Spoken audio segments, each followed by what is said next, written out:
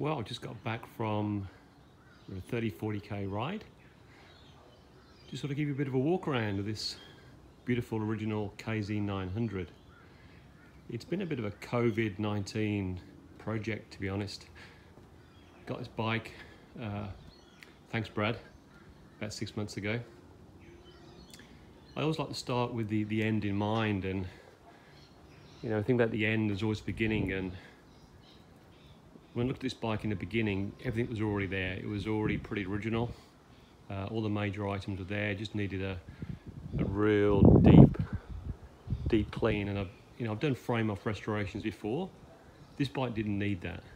The character of this bike was, well, I wanted to, the end result was a highly original, authentic KZ900. So there's a lot of YouTube clips, bike walk-arounds, but I thought I'd do more of a kind of a narrated, embellished walk-around, and kind of tell the story about what's happened over the last 6 months with this beautiful bike. So hang in there, this could be 10-15 minutes, see how it goes. Let's perhaps start off from the front end here. Bike originally came from Canada, Ontario, I believe. 23,000 miles. Pretty sure it's original paintwork. We'll come back to that in a moment, but perhaps let's start down the front end here.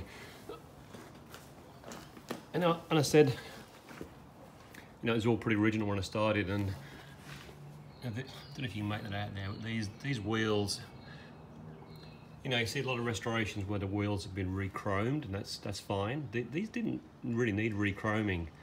The Kawasaki stampings were good, very good, very original, obviously, and I wanted to keep them that way. The spokes needed a bit of a tidy up and all that, but yeah, you know, I've got other bikes with alloy wheels, and no problem at all with alloy wheels. They've got a lot of benefits, but something about a spoked wheel. Now I kind of imagine the guy or the girl back in the Kawasaki factory, kind of in an artisan way, kind of making these beautiful wheels. And I think, you know, the Leicesters look good, but I think the spokes just give this bike so much character. They really do. So the wheels were a bit of a cleanup. I did keep the original rim locks, although on the back wheel, obviously, we don't need the rim locks and modern wheels, but I kept those intact, original Kawasaki balance weights here. The forks were in a real mess when I got them, but underneath all the crud, they're pretty good. I'm going to help with some Facebook friends. I tried to recreate the original lineaging, the horizontal lineaging lines that were evident on the original bike. So I tried to recreate that and I think did a reasonable job. Got a clear coat on top of here as well to protect them, but it came out really well. Mudguard was very good to start with, so no problem there. Single disc or dual disc, I chose to keep it with a single disc. I think the unsprung weight is how it was designed, and you know, twin discs give you a bit more unsprung weight and a bit more stopping power, but I mean the brakes, you know, compared to modern bikes, they're pretty average, but you know, it's the way they came out of the factory in 72, 73 onwards, and you got to ride to your bike's capabilities, and you don't go tanking up to a junction 100 miles an hour and slam the brakes on. It's not going to work on one of these bikes, so you just have to ride to the conditions and the bike's capabilities, and you know, it's okay. You just got to ride carefully.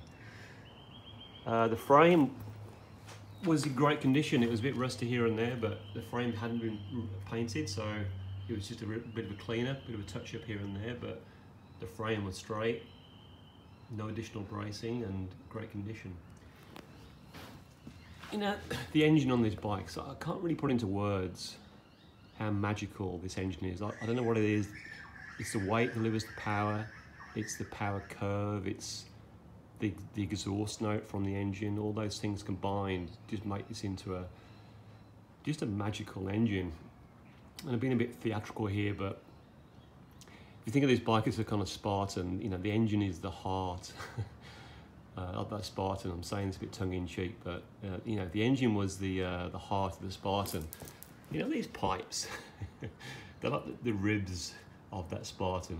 Now, I'm speaking tongue-in-cheek here, but I think you get the idea that those four headers, they're just magical, and they lead into this, obviously, the 4x4. You know, that's one of the characteristics of this bike. Those pipes are replacements, they're Doremis, but there's not much else in this bike that's been replaced. I'll call it out as I go through. Original indicators. Battery got replaced, obviously. Pretty happy with the carbs now. I've been playing around with the carbs for a few weeks, and they're okay. They're not perfect, but they're pretty well balanced now. Original frame paint, as I mentioned. The back end here, and you know, if you've never worked on one of these bikes, you probably wouldn't really appreciate this, but I think the swinging arm is just a work of art. You know, when you take the swinging arm off and you hold it in your hand and you look at it, it's just a beautiful piece of artwork from 1972. Although this bike's 76, same swinging arm, and I think it's just a great bit of work. The brake pedal, a bit of flaking here on the zinc.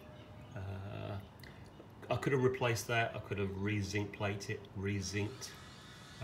it, but it's part of the character of the bike, and it's part of that authenticity that I really like about this bike. It's really honest. That is the original foot brake from 45 years ago, and I think it functions well. And having said that, you can't take chances with brakes, and this brake rod was quite heavily corroded, so I had to replace that.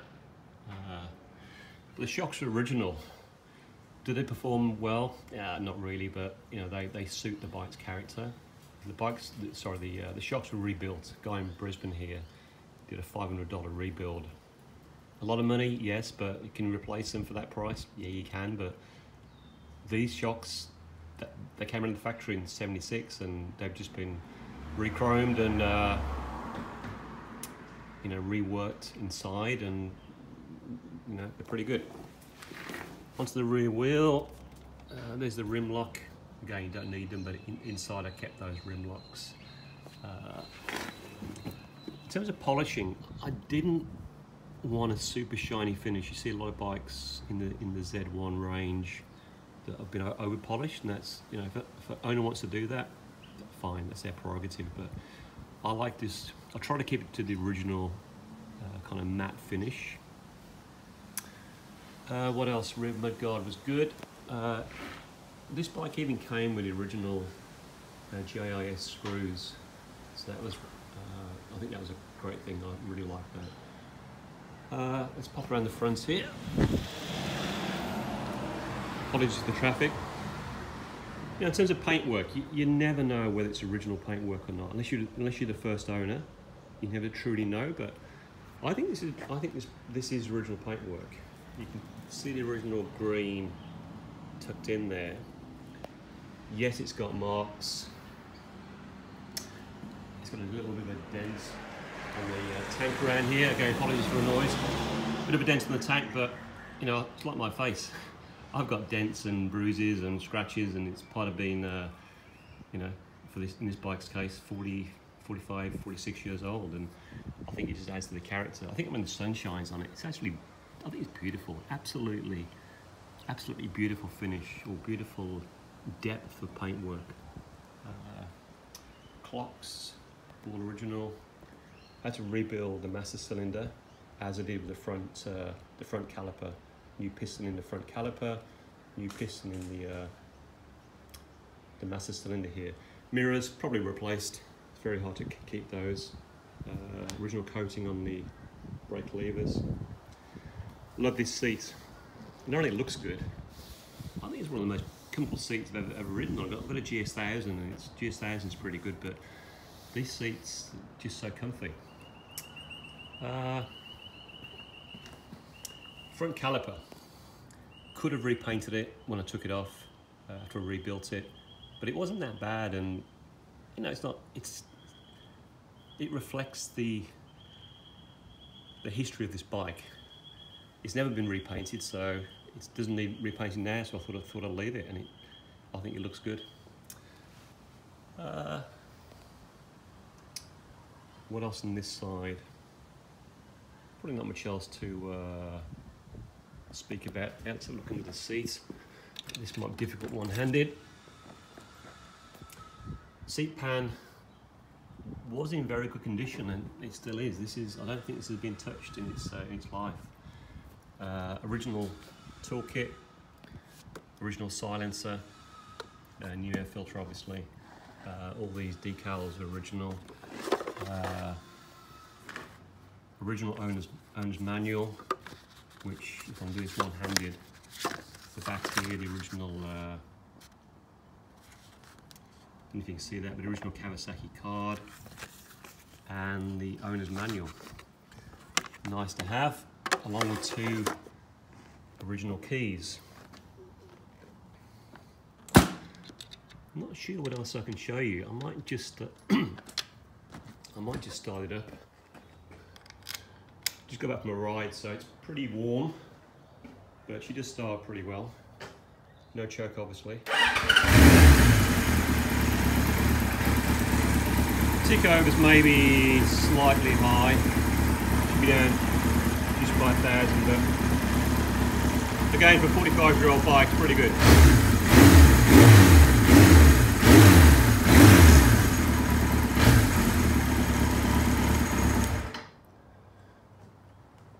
Original hazard warning lights, along with the horn, sorry, not the horn, the indicator, the audible indicator, which is irritating as hell, but I've disconnected it, but at least it's still there. So I think that's pretty much it. Ping me if you've got any questions. Better save that battery. I guess I'll just finish off with the styling. I think this is one of the Z1 for sure from '72, but Z1A, Z1B, and the Z900. I think they're one of the most beautiful bikes of certainly one of the most beautiful Japanese bikes of the last half of the last century. I just think the shape of the tank when you're riding it sounds theatrical, but it's just a great shape. And the way the tank flows into these beautiful side panels, the way the grab rail, and look at the artistry on this grab rail, the profile, they just got it absolutely right with this grab rail, and the way it flows into the ducktail.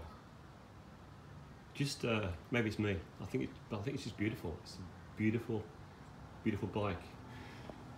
The only way I'd sell this is if a Z1 from '72, '73 comes along.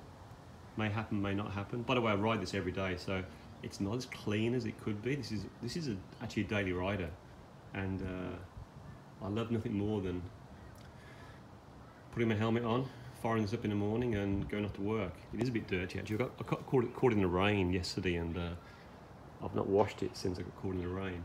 But it is it's not to look at. This is to ride.